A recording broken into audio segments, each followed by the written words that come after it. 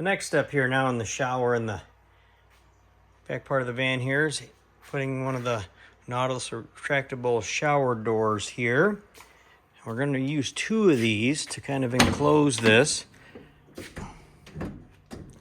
Basically, we're going to have one here and the other one there, so that way they both can close and enclose this area. This is waterproof enough that if it gets water on it, I don't think it'll matter. We've debated on adding a little curtain to swing across this way that we tuck back here, and we might just to keep this from getting as wet. We'll see. Let's see how this works first, and we'll go from there. Let's see what we've got here. Okay.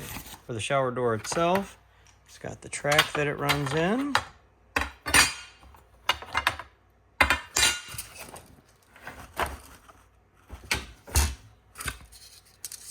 Some instructions and warranty here. Some hardware it looks like. All right, I did a little fill in here. I just put some, 1x in along there. I just use scrap pieces because it's just to have something to glue the wall up against. If I ever need to screw it in, I want to have something behind there to screw it to, so it'll have some structure. Same way here, I just filled this in. Now this is going to get covered eventually. I don't know, I'm thinking about doing another little slat wall along here. So it, again, I use just little pieces because it doesn't matter whether it's whole or whether it's, scrap. So I just kind of used up a lot of the 1x that I had. Again, gives me something to anchor to and glue to on the other side for the walls in here. What I've done here now is I've added a little bracing. Again, I finished off all of the openings here. This opening has been closed in. Now this opening won't get closed in because eventually I'm going to add an access panel so I can get to the plumbing here and get to then some of the plumbing behind there for the Rixson heater. Because of that, I can't put in wood here and make this as solid as these are. Because we're using vinyl tiles, they're only a 1/16 of an inch, they won't tolerate then that gap. They'll tolerate a gap like that, but they won't tolerate a gap like this. So what I'm going to do now is I'm going to use 1/4 inch PVC sheet that I have and fill in this whole gap here. So that way I have something to mount the tiles up in. That's something I can cut through and then mount my opening into it easily when it's time to mount that. Here's the piece of PVC that I cut. It's just black PVC. I'm going to mount it with the smooth side down, leaving the rough side up so I have something to glue to. Now I've got to cut a couple little things to fit here for the shower head and for the shower handle. So I'm going to make the measurements on that, trim this up, and then this will be ready to mount. So a little change here. This is the shower head we're going to use now. Christine had a very good idea that if we get a handheld shower head, we might be able to stretch it out the door and not have to put an outdoor spigot in since we have a rear shower. So this is the one we got here. Okay. There we go. So the difference on this one is it has this extra power wash up on the top there that when you have this, it sprays out the front, so you can use it like a hose would be instead of just like this. It's meant to clean the shower, but we can also reach it out the door and use it to clean off things outside. It's got a number of different settings. It's 1.8 gallons per minute. So again, it is plastic, which again is not terrible weight-wise for this shower in the van. It has a 6-foot hose on it. I think we might try to make a longer hose out of it. That way we can reach out towards the back of the van better. So that's it. We're going to look and see how this is going to install now. I have this just roughed in here. I obviously don't have the walls up yet, so this is going to have to come back down, but I want to test all this to make sure there's no leaks anywhere. I also wasn't sure how I would like this attachment, the way they have this attachment. They have it so it hooks on obviously where a shower head was, instead of the hose here just coming off of a connection on the wall. And I wasn't sure if I would like that or not, but actually I do. The reason is because of the way this is now, this puts the head of the shower really pretty much straight over our head, which is what it needs to be. If this were mounted on the wall like a regular shower, it would actually be spraying more right on the door. It's really nice that this is more like a waterfall shower here now. I'm going to put that back in there. There we go. It sprays pretty much straight down. And then that will hopefully help keep it from, you know, contained in this smaller area. So I actually, even though this looks a little, you know, hokey to me, but I think it works out really well in the way that it holds the shower head. Now we're gonna turn on the water here and take this over to the, there we go, sink here. There we go. So, let's see what these are here. Oh, that's the shower, the little nozzle sprayer there. There's a single sprayer. Obviously, this is back to the shower head. It's got a couple of different settings here. And it's got an off. So this is where I wanted to get to, was the off. To see if I had any leaks here. Let me get the, I gotta get the water out of the hot and cold side here so I can get the air bubbles out. There we go.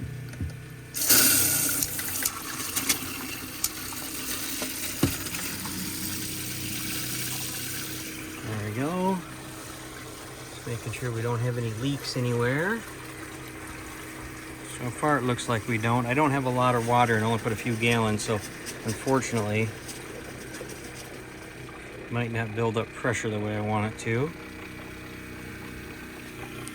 These might need to be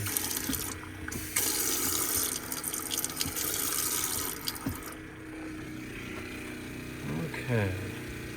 Curious to see also how much this adjusts this pressure here.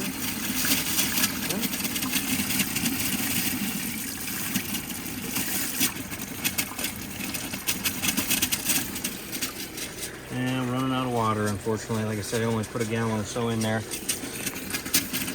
It doesn't actually get, since we're sitting in the garage here, we're not at a good angle to get it all out the back of the tank, but I don't see any leaks at least.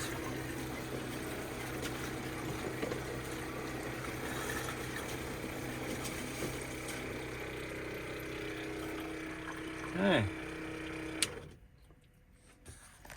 All right, I don't see any leaks anywhere. That's a bonus. So we can take this back down here and get putting up the walls. And here is the PVC wall up. And this is what I'm gonna glue to.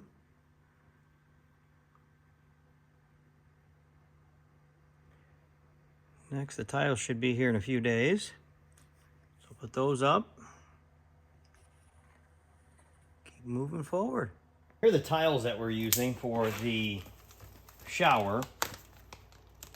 They click together. They're basically a just tongue and groove. They're supposed to mimic concrete look. You just glue them up. I picked it because they would be lightweight and easy to cut and put in place. So we're gonna open the box up here. They came from Home Depot is where they came from. Innovera Decor, I guess. So, but this is the tile. They have an edge on them here that tongue and groove, basically. It's got a little click system so they can attach together. This one's got a little bit of a shorter one, so it clips in with the one next to it. Ours are pretty much gonna go vertically because the shower is this wide. So let's see how these fit. It looks like they'll cut pretty easy. They cut just with a X-Acto knife and glue up onto the wall. And putting the tiles up here. They just glue on. Getting ready to put the last two in here. I got this one cut and I've got the adhesive applied. Now the recommended adhesive from the manufacturer was this Dynaflex 230. So that's what we're using. I'm actually using clear. Now it goes on white and then dries clear.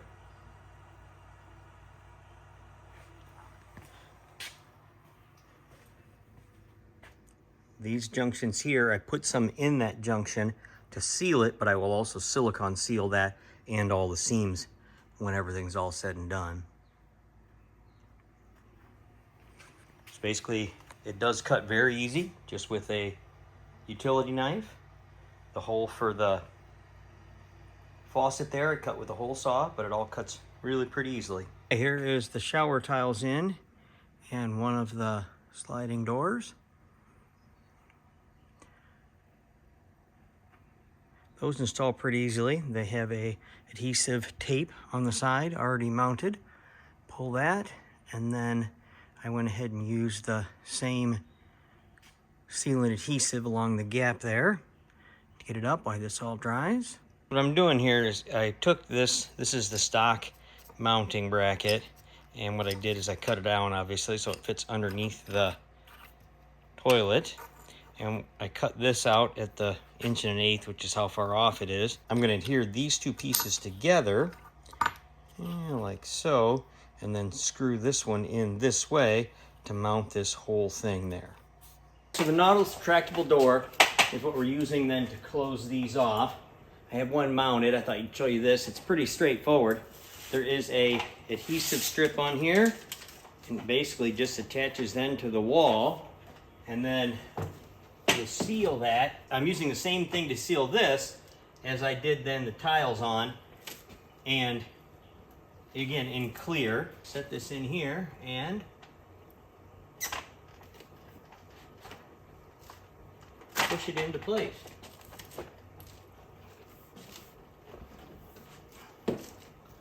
Like so, and then that will close there, but I still have to put, obviously, the guides on there to hold that in place. But I'm going to seal this in now. Again, using the same sealant that we use for the tiles. And here's the shower. Little vinyl tiles. They actually look really good. I think they came out just fine. The silicone is still drying, so it's white still. It will dry clear. You can see as it is dried here, because this is much thinner, it is dried clear. At the bottom where it's drier, it started to clear up. You can see even through here where it's a little thinner, started to clear up. And then the shower head, again, I wasn't sure how I would like this, the way this mounts, but it works out really well because it makes this come more straight down, which again, tries to, hopefully will keep some of the splashing around. The Nautilus doors, I like them. My only criticism is, wish they had a better latch there. It doesn't lock positively. So just a little touch. If you're showering, now if you touch this part, it won't do it. But if you happen to bump into this while you shower, it really just could very easily, you can see, knock that off. You happen to just touch it a little bit, and now you're opening up the door while you're showering. That's probably my only criticism of it, is that it doesn't positively latch. I wish it did a better job of that. All of these are done. The latches have came out nicely. Also, you can see we had to mount that just right to miss that. Got the drawers done. We're in the middle of staining these, so you can still see they're taped off, but... And then, same thing for commode down here. I need to add a little piece along there, like I said, just so you can see this is the step over. But if water gets here, which it will, it'll run down there. It could run out this way. So I'm just going to add a little plastic lip all the way across here, silicone it in, so it keeps the water moving inside. Also, I'm going to add a little rubber strip here so that seals this, but then also when you shut it, we'll seal it there. That's it. Shower's functional, almost done.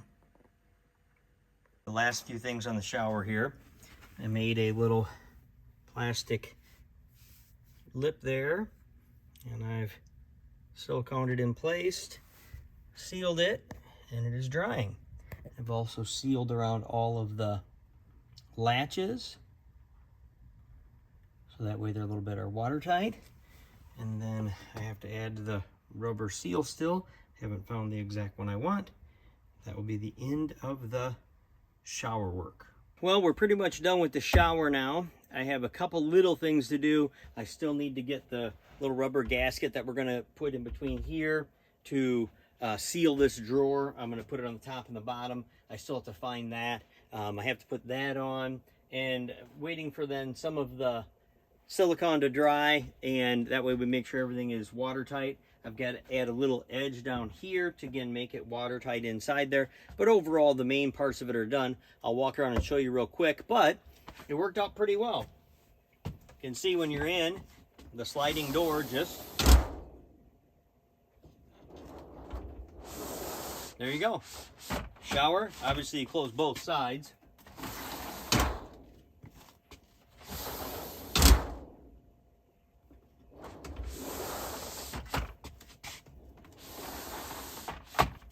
Pretty much it.